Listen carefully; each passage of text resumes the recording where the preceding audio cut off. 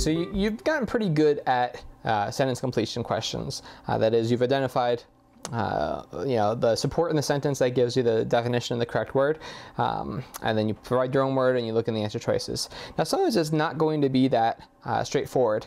This is a very rare instance. You'll see it at least once, probably twice per test, in which you don't have enough information in the sentence itself to identify any particular word. That is, there's no support in the sentence for a specific word. So let's take a look at these types of questions. Take a look at number 2 and we'll explore how to solve these guys. So the novel storyline was blank. Once the reader knew what happened to the protagonist, he or she could blank the fate of the victim. Okay, so this is basically one of those sentences in which you might be tempted to put in your own words, but it really only makes sense if you consider the relationship between the two words, because there's not enough information on your own, right? Let's instead ignore sort of putting in our own words for these particular questions, and instead look at what the relationship of these two sentences, these two blanks rather, should be, right? Should they be going in the same direction? Or should they be going in the opposite direction? And that's all you have to do on these particular questions. Like I said, these questions are fairly rare, so if you're struggling with this concept, it's not that big of a deal. And the bigger danger with these is thinking that they appear when they don't. That is, not coming up with your own words because you think you're dealing with this type of question when you're really not. So let's go back to this question. It says the novel's storyline was blank.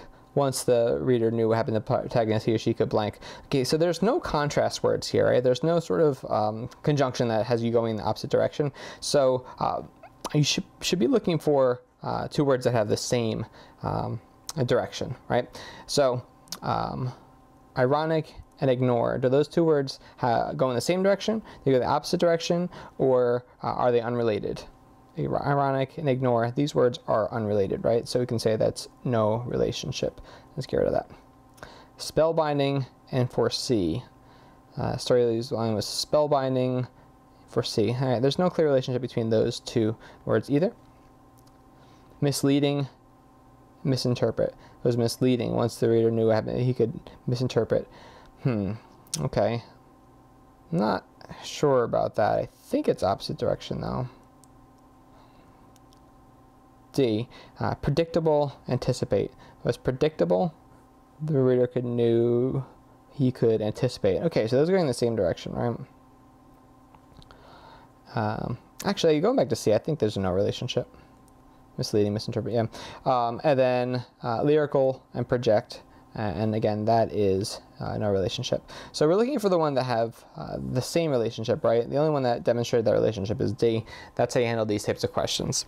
So that is your focus on questions that don't have support, and specifically just ask you to focus on the relationship between the blanks. Let's do number 5 just so we can see one more example of that. Stuart claims always to be blank in an emergency, but Melanie insists that he was, on the contrary, easily blank. Okay, so here we can see that there's not enough information in the sentence to get one or the other, right? If you put in your own word here, you're going to get in trouble because it's going to lock you in here. You may not have the right you may not have the right words. That is, the relationship is what is important, right? I'll give you an example. Let's say I said he claimed to always be, unpredictable in an emergency, but Melanie insisted instead that he was, on the contrary, very easily predictable, right? Now those are two words that work in this sentence because they have the right relationship, but it's very unlikely that they're going to see those particular words in the answer choices because there's no direct support for them. And that's why you have to focus on the relationship. Now in this case, the relationship is very clearly established with the but and the on the contrary, right? So we're looking for an opposite relationship. Okay, so composed, be calmed, that's the same relationship, right? Imperturbable, flustered, opposite.